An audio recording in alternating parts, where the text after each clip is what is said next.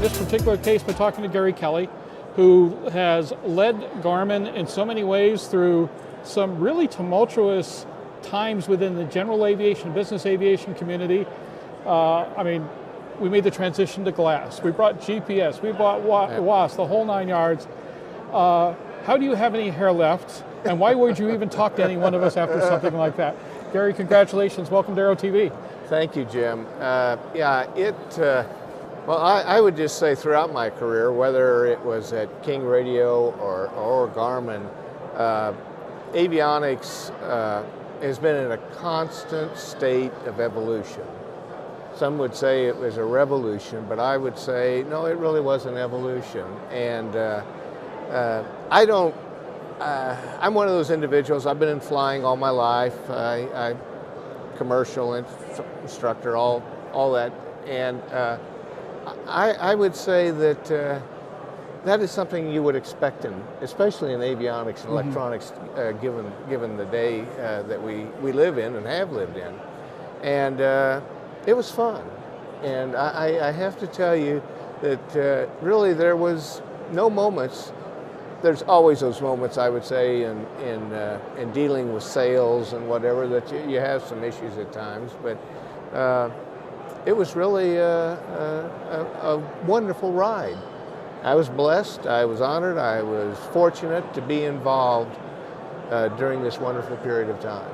Well, we've had some interesting comments from some of the folks that you competed with. John Usakai was talking this morning about, great guy, hated competing with him, and he liked you personally, but there were times he just wanted to punch your lights out. I mean, that Garmin became this incredible thing to compete against. That did not happen by accident, and it happened through innovation, it happened through good marketing, it happened through communicating with the community. What were the milestone moments in your career? What were the things that pop up to you as, yeah, those were the moments that really turned the industry?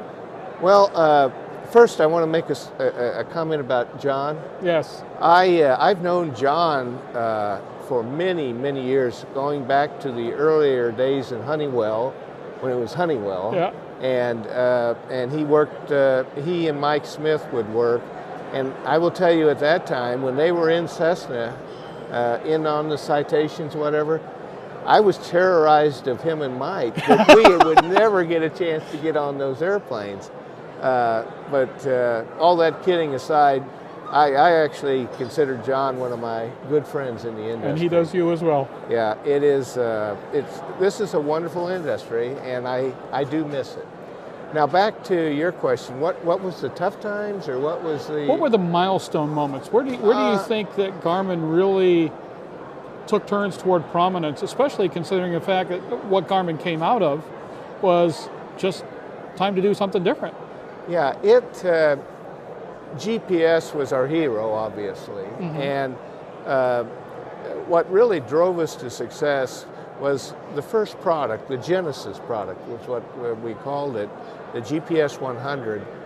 It hit the mark, and it was a very flexible platform. It could be marine, it could be aviation. We even had survey. I sold survey product for a while, and that was tough. I didn't know a lot about survey, but the wonderful thing is that GPS had so many capabilities that it opened up a world of opportunities for us. So it wasn't just aviation. The marine world was desperate for good navigation, and so was the rest of it, even down to survey. So I would say the development of our GPS sensors was and it was the idea of Garmin's founding, but it was the moment that we really came to be our success going forward. There were a couple of pivotal products that have become iconic in not just their market reach, GPS Navcoms in particular. For a long time it was all Garmin, and then of course glass panel and the G1000 and the various G Millennial series that have come about. Right. these had to be incredible engineering efforts, not just to envision, but from the standpoint of understanding what it was they actually had to do before you could design the bloody things. Right. Where did that all come from? Well, I'm going to turn back to Gary Burrell and Min Kao, the founders of Garmin. Gary and Min were brilliant engineers, and I think that's so important, especially in an electronics company, that the leadership come from engineering. And I mean, you could ask any one of those, even later on when we're into other products, they would know the processor that was in there. They would know the glass. They'd know the pixelation. I mean, you go down the list. So they were intimately involved in the development. Now, the G1000, what's challenging about coming up with a glass cockpit, if you design a glass cockpit that is not acceptable to the market and certify it, you got a real problem. Because what are you going to do with it now? Yeah. You know, you have to have the faith and the design criteria to know that that product is going to win. And I think there was hours and hours interviewing the FAA, interviewing OEMs, interviewing individual pilots, and trying ideas and thinking through things. The architecture of the way the boxes slid into the racks in the panel, and you could access them through the glass. There were a lot of unique features that not just Gary and Min, but we had some very, very talented engineers that brought it together. And so I would say it was brilliance in engineering. The philosophy at Garmin, and Gary always pushed it out, was the product is everything. If you get the product right, you win. And but how do you get the product right? I mean, well, again, and there's, mind you, there's hundreds of people in here right now. What is he going to say? Yeah, I want to hear this one. No, I would, I have to give the credibility to the genius of Gary and Min and the engineers we had at the time.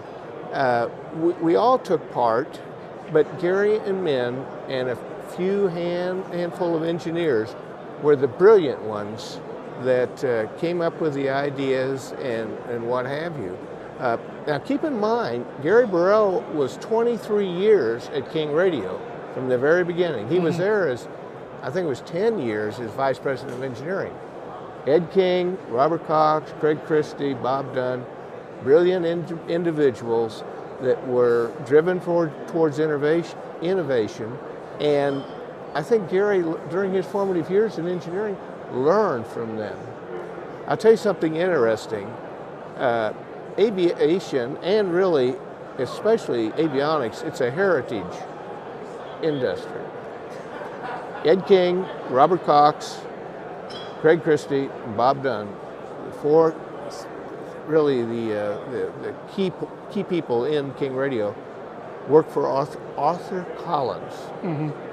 And so it trickles down. The industry really is all connected together. And so I attribute that to a lineage of wonderful people that they were working with for me.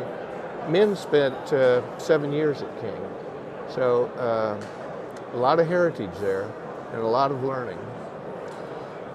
When you look at the progress general aviation has made, despite tough economies and tough regulations and conditions that really aren't conducive to a healthy aviation industry, one of the saving graces of general aviation has been the progress made by avionics. If we saw equivalent innovation in airframes and power plants, it'll be a whole different ballgame. I agree. But Yeah. avionics, what's happened in this industry has been beyond extraordinary.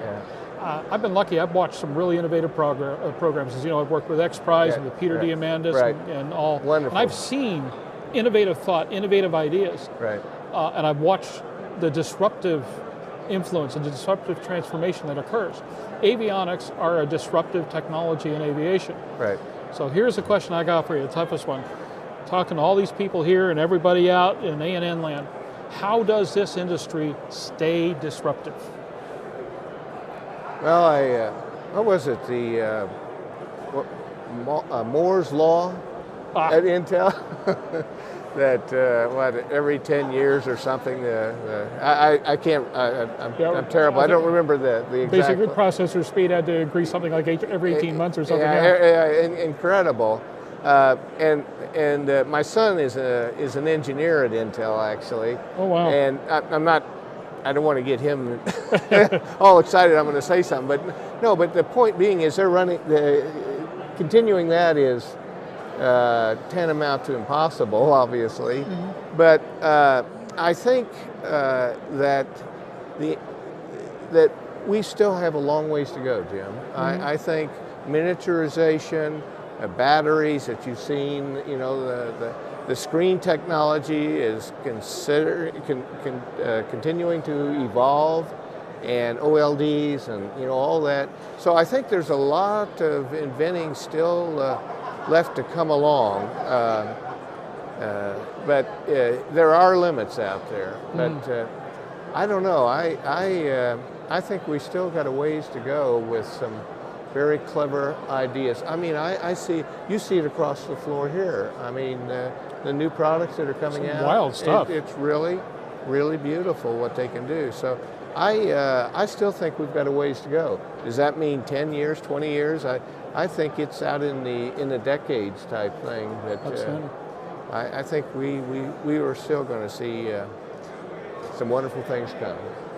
One of the conversations Paula Dirks and I had earlier this week was the fact that the shops, the manufacturers, the engineering teams, the certification teams are experiencing a real drought of new talent, of kids coming up the line.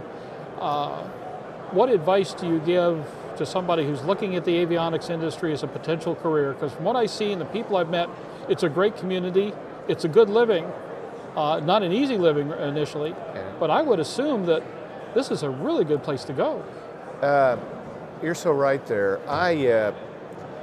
In my talk at the opening ceremonies,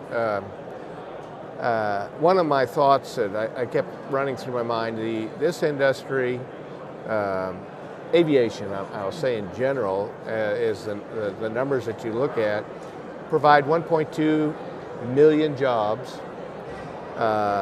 It generates $200 million a year. Avionics generates $2.5 billion a year. And one of the beauties I've seen in avionics is there's talk about the middle class. The middle class is dying, it's going away, how dreadful. But I would give you that aviation and avionics are still building the middle class. Mm-hmm. I mean, the tech jobs that are open out there today, pay is good. The benefits in most of these companies are very good. I know at the manufacturing level, it is really superb. Mm-hmm. And so I would encourage young people, and maybe there's something we need to do better in the industry, encouraging young people to move into avionics and repair. It is a real problem today. You're correct that finding technicians is really hard, very, very difficult. Well, I hope people will look at this career. I actually have a nephew who's come up, he was in the Navy, got some tutelage in the trade. He's been over working in a civilian capacity at Pax River now on the avionics side. Pax River. And he's having a time. He's having a time of his life. He was at Gulfstream a couple of months ago, just having a great old time. Now he's on a UAV project in Italy, just having the life. So there's amazing things possible in this industry. Absolutely. People who work hard. Yeah. Key. Work hard. Bingo. Bingo. You work hard, and you will be successful. I hope so. I keep trying. So, retirement, huh? Yes. What you doing with yourself these days? Well, grandkids, traveling back and forth, Grandkids, that's a full-time job right there. 7 of them. And I'm actually trying to learn to play golf again, and that is one of my most frustrating things in life. I serve on the Duncan Aviation Board of Advisors, and that's remarkable. I've spent my career in the OEM side, and it was really refreshing to work in an entrepreneurial environment there at Duncan that's thriving. You know, just incredible company, incredible leadership. All the old leadership, like I said in my talk, you know, is retired or passed away. But I'm not worried because there's brilliant young minds coming forward out here in aviation. So it's fun. It took me about 1.5 years to get over Garmin now. I'll bet. I don't know if I ever will totally, but I you know, it's my love of my life. I'll bet. So. Carlson sending you little notes about what you're missing or anything like that? Tease a little bit? I visit them, you know, once a quarter or so with Phil Straub, and Cliff Pimble's our president now, and I you know, I was with them forever, and just good people, good solid people. Well, doing good things. I'm keeping an eye on a couple of gadgets right now, so I'm going to pick up a Twin Comanche this summer and rebuild it the way I want it to, panel-wise, and I've got to start figuring that out about now. So that's a beautiful little airplane. I love that airplane, and the economies of it, and being able to you know, get it just right. That's a perfect little airplane for me. Yes, it is. Absolutely. Really Gary, I can't thank you enough for spending some time with us. Yeah, thank you, Jim. All of your future endeavors, enjoy, have fun. All right. Don't wear out the grandkids. Yeah. Okay. One of my parents' favorite pastimes is to rile up the grandkids and give them back to it's kind of this osmotically reversible payback. Right. Where, there we go. He's had plenty of sugar. Have a wonderful night. There you go. Get him wound up. Yeah. There you go. Thank you so much, sir. Thank you, Jim.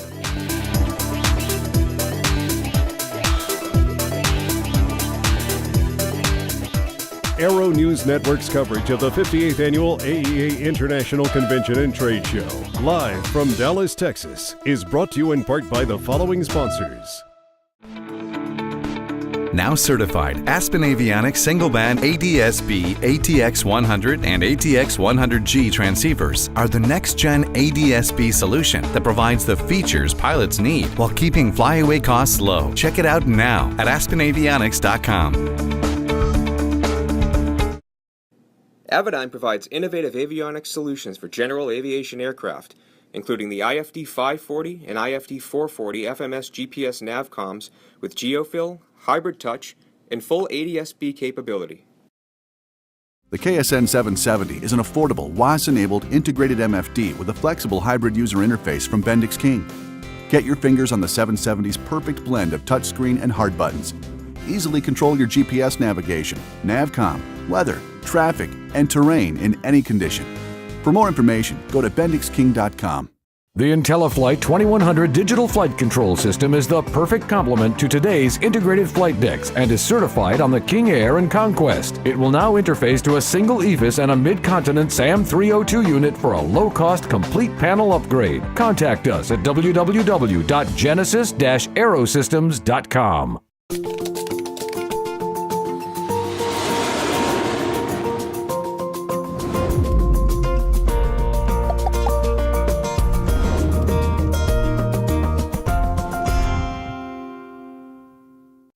An interactive Links application is available in the Apple and Android app stores. This free app is a virtual simulation of the Lynx NGT 9000 touchscreen cockpit display that lets pilots interact with the unit as if they had a real system in their hands. The app covers the entire Lynx family of ADS-B products, including features and options to help customers decide which Lynx model is right for their needs. True Blue Power Advanced Lithium-Ion Mainchip batteries feature proprietary nanophosphate technology. They deliver 3 times the energy density and are more than 40% lighter than lead-acid or NiCad alternatives. RTCA tested, FAA certified, available to OEMs today.